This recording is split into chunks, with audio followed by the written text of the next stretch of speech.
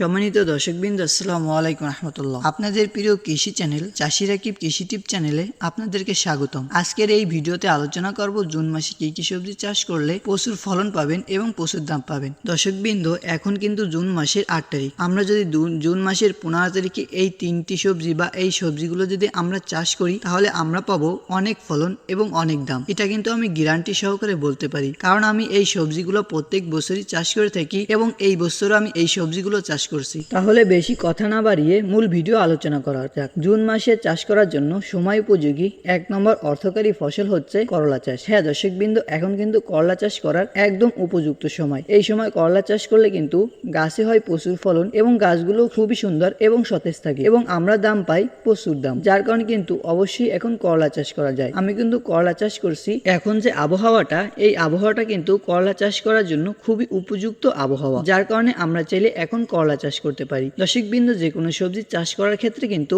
ভালো মানের জাত নির্বাচন করে যদি আমরা চাষ না করি, তাহলে কিন্তু আমরা ভালো ফলন পাবো না। অনেক কোম্পানির অনেক ভালো মানের জাত কিন্তু আছে এবং গাছে কোনো ভাইরাসের লক্ষণ দেখা যায় না এবং গাছের ফলগুলো খুবই সুন্দর এবং সতেজ হয়ে থাকে। করলার ভালো মানের 1 নম্বর জাতটা হচ্ছে লালতির কোম্পানির টিএ সুপার। হ্যাঁ দর্শকবৃন্দ, আপনারা চাইলে কিন্তু এই জাতটা চাষ করতে পারেন। লালতির কোম্পানি কিন্তু বাংলাদেশে অনেক জনপ্রিয়, কারণ এই কোম্পানির জাতগুলো কিন্তু খুবই ভালো এবং তার ভিতর থেকে এই টিএ সুপার জাতটা অনেক ভালো, কারণ এই জাতটায় কিন্তু কোনো ভাইরাসের লক্ষণ দেখা যায় না এবং এই জাতের গাছে কিন্তু 6 থেকে 7 কেজি ফল অনায়াসে হারভেস্ট করা যায় এবং এই জাতের করলা কিন্তু 4 থেকে 5টাই কিন্তু কেজি হয়ে থাকে এবং গাছে কিন্তু রোগ বালাই খুবই কম লক্ষ্য করা যায়, যার কারণে আপনারা চাইলে কিন্তু এই জাতটা চাষ করতে পারেন। আরেকটি জাত হচ্ছে কোম্পানির পাপিয়া সুপার গোল্ড। হ্যাঁ দর্শকবৃন্দ, এই জাতটাও কিন্তু অনেক সুন্দর। এই জাতটায় কিন্তু প্রচুর ফলন দিয়ে থাকে। এই জাতেও কিন্তু কোনো ভাইরাসের লক্ষণ দেখা যায় না। এই জাতটার ফলগুলো কিন্তু 3 থেকে 4টা কেজি হয়ে থাকে এবং এই জাতটার গাছে কিন্তু গিটেই কিন্তু ফলন দেখা যায়। আমিও কিন্তু চাষ করছি।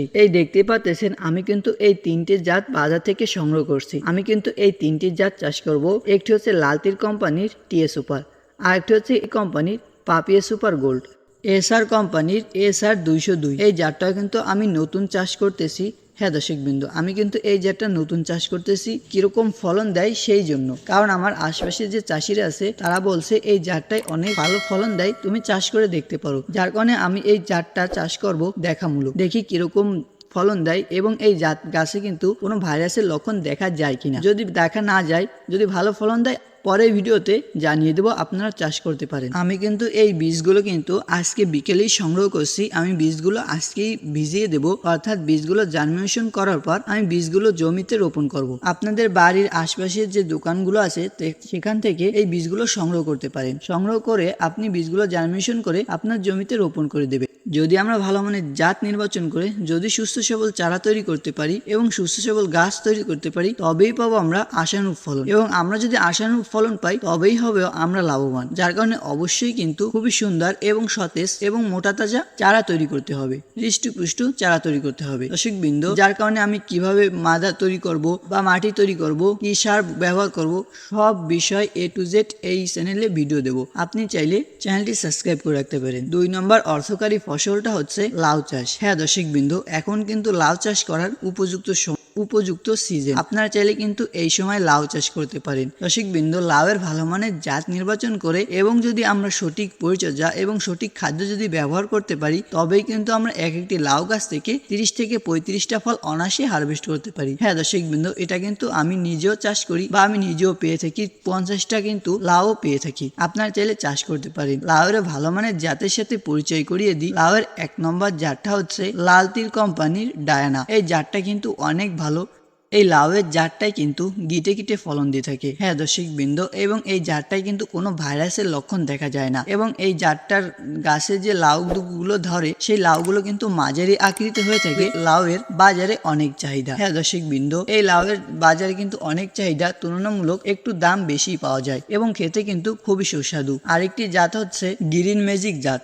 আপনারা চাইলে কিন্তু এই জাতটা চাষ করতে পারেন। এই জাতটাও কিন্তু বাজারে অনেক পরিচিত। আপনারা চাইলে এই গ্রিন ম্যাজিক জাতটা চাষ করতে পারেন। এই জাতটায় কিন্তু কোনো ভাইরাসের লক্ষণ দেখা যায় না। এই জাতটা কিন্তু গিটে ফলন দেয়, কিন্তু এই জাতের লাউগুলো খেতে খুব একটা ভালো লাগে না, যার কারণে আমি এই জাতটা চাষ করি না। বিশেষ করে আমি এই লাল তীর কোম্পানির ডায়না জাতটা চাষ করি। এবং আপনার আশপাশে যে লাউ চাষ করে ভালো ফলন দেয়, যদি আপনি চাইলে সেই জাতগুলো চাষ করতে পারেন। দর্শকবৃন্দ, এই লাউ চাষ করে কিন্তু অনেক টাকা আয় করা সম্ভব। এর কারণ হচ্ছে আমরা একটি লাউ গাছে তেমন কিন্তু খরচ করে থাকি না। আমরা কিন্তু একটি লাউ গাছ থেকে 500 থেকে 600 টাকা ক্রয় করতে পারি বা বিক্রয় করতে পারি। হাইয়েস্ট আমরা একটা গাছে 40 কিংবা 50 টাকা খরচ হতে পারে, এর বেশি কিন্তু খরচ হয় না। 3 নম্বর অর্থকারী ফসল হচ্ছে বরবটি চাষ।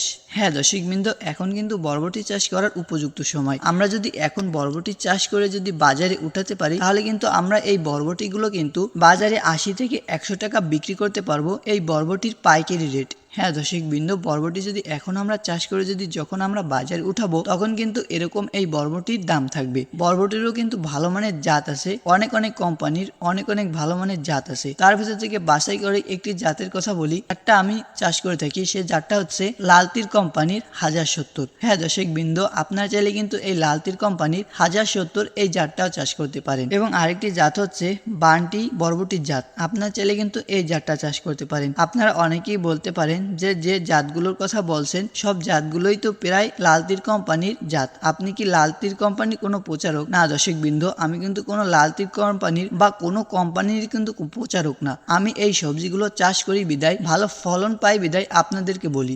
আমি এই সবজিগুলো বা এই জাতগুলো প্রত্যেক বছরই চাষ করে থাকি, ভালো ফলন পাই বিদায় আপনাদেরকে বলি। কারণ আমি কৃষক, আপনারাও কৃষক, যদি লাভ হয় তাহলে এই দেশের জন্যই ভালো। দর্শকবৃন্দ, আরেকটি সবজি চাষ করা যায়, সেই সবজিটা হচ্ছে ঢেঁড়স চাষ। হ্যাঁ দর্শকবৃন্দ, এখন কিন্তু ঢেঁড়স চাষ করার উপযুক্ত সময়। এই ঢেঁড়স চাষ করতে গেলে কিন্তু কোনো মাচার প্রয়োজন হয় না, অর্থাৎ বেশি অর্থে খরচ হয় না, অল্প টাকায় কিন্তু দ্বিগুণ লাভ করা যায়। এবং আপনারা চাইলে কিন্তু পেঁপে চাষ করতে পারেন। হ্যাঁ দর্শকবৃন্দ, এই পেঁপে চাষটা কিন্তু অনেক লাভজনক একটি সবজি। আপনাদের যদি সমতল ভূমি থাকে বা জমি থাকে, তাহলে আপনারা কিন্তু এই পেঁপে চাষ করতে পারেন। পেঁপের ভালো মানের জাত চাষ করতে পারলে কিন্তু একটি গাছ থেকে কিন্তু আমরা অর্থাৎ 2 মণ পেঁপে হারভেস্ট করতে পারবো। আমি কিন্তু এই পেঁপের বীজ বপন করছি, অর্থাৎ আমি এই পেঁপের বীজ রোপণ করব।